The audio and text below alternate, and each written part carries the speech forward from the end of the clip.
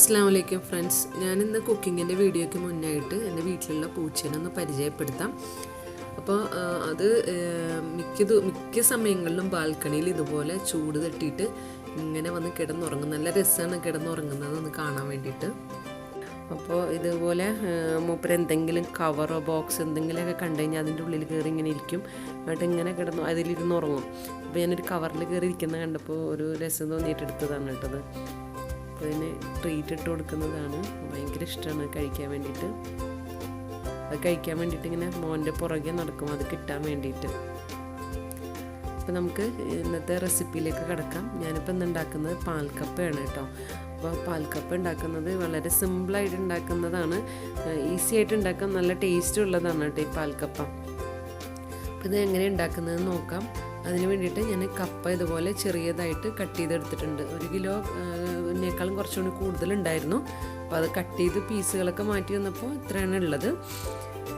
അപ്പോൾ നമ്മളതിന് വേണ്ടിയിട്ട് ഒരു വലിയ പാത്രത്തിൽ വെള്ളം തിളപ്പിക്കാൻ വേണ്ടി വെച്ചിട്ടുണ്ട്. വെള്ളത്തിന് പ്രത്യേക അളവൊന്നുമില്ല, കുറച്ചധികം വെള്ളം വെച്ച് നമ്മളിത് ഊറ്റി കളഞ്ഞിട്ട് വേണം വേവിച്ചെടുക്കാൻ കേട്ടോ. അപ്പോൾ അതുകൊണ്ട് കുറച്ചധികം വെള്ളം വെച്ചിട്ടുണ്ട്.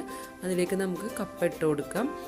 അപ്പോൾ ഈ ചെറുതാക്കി നുറുക്കിയ കപ്പ ഇതിലേക്ക് ഇട്ടിട്ട് ഇതിലേക്ക് ആവശ്യത്തിനുള്ള ഉപ്പും കൂടി ചേർത്ത് കൊടുക്കാം.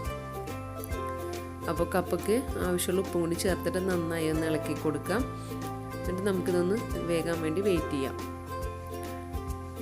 അപ്പോൾ നല്ല വെന്തുടഞ്ഞ് കിട്ടുന്ന കപ്പ വേണം കേട്ടോ അതിന് യൂസ് ചെയ്യാൻ വേണ്ടിയിട്ട്.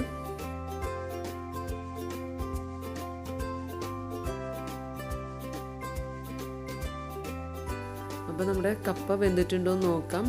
കപ്പ ഒന്നും കൂടി ഒന്ന് വേവാനുണ്ട് കേട്ടോ. വെന്ത് കഴിഞ്ഞതിന് ശേഷം നമുക്ക് ഇത് വെള്ളം ഊറ്റിക്കളയണം. ഇപ്പോൾ വെന്ത് വന്നിട്ടുണ്ട് കേട്ടോ, പാകത്തിന് വെന്തിട്ടുണ്ട്. അപ്പോൾ നമുക്ക് ഈ വെള്ളം ഒന്ന് ഊറ്റിയിട്ട് ഒരു സ്ട്രെയിനറിലേക്ക് ഇട്ട് വെള്ളം കളയാൻ വേണ്ടി വെക്കാം. അതിനുശേഷം നമുക്കൊരു പാൻ അടുപ്പിൽ വെച്ചിട്ട് ഗ്യാസ് ഓൺ ചെയ്തിട്ടില്ല ഞാൻ. അതിലേക്ക് ഈ കപ്പ വെള്ളം കളഞ്ഞത് ഇട്ട് കൊടുക്കാം. പിന്നെ നമ്മൾ എടുത്ത് വെച്ചിട്ടുള്ള തേങ്ങാപ്പാൽ, 2 പാലാണ് ഞാൻ എടുത്തിട്ടുള്ളത്. അത് 2 കപ്പ് തേങ്ങാപ്പാലുണ്ട്. അത് ഇതിലേക്ക് ഒഴിച്ചിട്ട് നമുക്ക് ഗ്യാസ് ഓൺ ചെയ്യാം. പിന്നെ 4 പച്ചമുളക്, കുറച്ച് വേപ്പില, 4-5 പച്ചമുളക്. അത് നമ്മൾ എരിവിന് ആണ് ഈ പച്ചമുളക് ചേർക്കുന്നത്. വലിയ എരിവൊന്നും ഉണ്ടാവില്ല.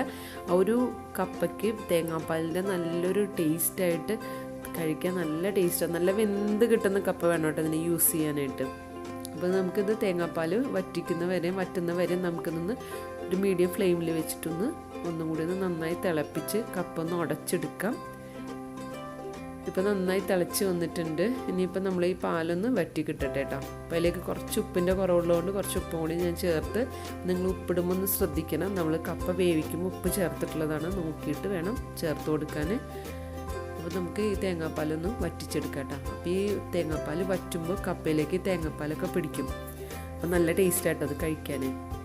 അപ്പോൾ നമ്മുടെ കപ്പയിൽ തേങ്ങാപ്പാൽ വറ്റി വന്നിട്ടുണ്ട്. നമുക്കിതിലേക്ക് 1 പാൽ ചേർത്ത് കൊടുക്കാം. അതൊരു കപ്പോളം 1 പാൽ, നല്ല കട്ടി തേങ്ങാപ്പാൽ തന്നെ എടുക്കാം കേട്ടോ 1 പാൽ. അപ്പോൾ നല്ല കട്ടിയിലുള്ള പിഴിഞ്ഞ് തേങ്ങാപ്പാൽ കിട്ടാൻ വേണ്ടിയിട്ട് നമുക്ക് കുറച്ച് ചൂടുവെള്ളം ഒഴിച്ച് മിക്സിയിലിട്ട് അടിച്ചെടുത്താൽ മതി. അപ്പോൾ നല്ല കട്ടിയിലുള്ള തേങ്ങാപ്പാൽ കിട്ടും. അതിനുശേഷം നന്നായി ഒന്ന് ഇളക്കിയിട്ട് നന്നായി ഒന്ന് മിക്സ് ചെയ്തിട്ട് നമുക്കിതൊന്ന് ചെറിയൊരു മീഡിയം ഫ്ലെയിമിൽ വെച്ചിട്ടൊന്ന് കുറച്ചും കൂടി ഒന്ന് വറ്റിച്ചെടുക്കാം. ചെറിയ ലൂസായിട്ട് വേണം കേട്ടോ ഇതിരിക്കാൻ. നമുക്കിങ്ങനെ സ്പൂൺ കൊണ്ട് ഇങ്ങനെ കോരി കഴിക്കുന്ന രീതിയിൽ ലൂസായിട്ട് വേണം. എന്നാൽ ഫുള്ളായിട്ട് ഉടഞ്ഞിങ്ങനെ പായസം പോലെ പോകരുത്. കുറച്ച് കഷ്ണങ്ങൾ ഉണ്ടാവുകയും ചെയ്യണം. കുറച്ചൊക്കെ ഉടഞ്ഞ് കിട്ടുകയും വേണം കേട്ടോ. അപ്പോൾ ഇതിൻ്റെ മുകളിലായിട്ട് ഇപ്പോൾ നമ്മുടെ തേങ്ങാപ്പാൽ കുറച്ചൊന്ന് വറ്റിയിട്ടുണ്ട്. ഇതിൻ്റെ മുകളിലായിട്ട് കുറച്ച് വെളിച്ചെണ്ണ ഒഴിച്ച് കൊടുക്കുന്നുണ്ട്. അതെല്ലാം നിങ്ങൾക്ക് കടുക് പൊട്ടിച്ചിടണമെന്നുണ്ടെങ്കിൽ കടുകും ഉണക്കമുളകും വേപ്പിലയും കൂടി പൊട്ടിച്ചിടാം. അല്ലെന്നുണ്ടെങ്കിൽ ഇതുപോലെ കുറച്ച് ഗ്യാസ് ഓഫ് ചെയ്തതിന് ശേഷം കുറച്ച് വെളിച്ചെണ്ണ ഒഴിച്ച് കൊടുത്താൽ മതി. അപ്പോൾ എല്ലാം കൂടി നന്നായി ഒന്ന് യോജിപ്പിച്ചെടുക്കുക. അപ്പോൾ നമ്മുടെ പാൽക്കപ്പ റെഡി ആയിട്ടുണ്ട്. നല്ല ടേസ്റ്റാണ് ഇതിൻ്റെ. അപ്പം തേങ്ങാപ്പാലിൻ്റെ ആ ഒരു ടേസ്റ്റും കൂടി വരും ആ കപ്പ കഴിക്കുമ്പോൾ കേട്ടോ. നല്ല ടേസ്റ്റാണ്. അപ്പോൾ ഉണ്ടാക്കാത്തവർ തീർച്ചയായും ഒന്ന് ട്രൈ ചെയ്ത് നോക്കുക. ഫീഡ്ബാക്കൊക്കെ അറിയിക്കുക. അപ്പോൾ ഇൻഷാ അല്ലാഹ് അടുത്തൊരു വീഡിയോ ആയിട്ട് വീണ്ടും വരാം. Thank you.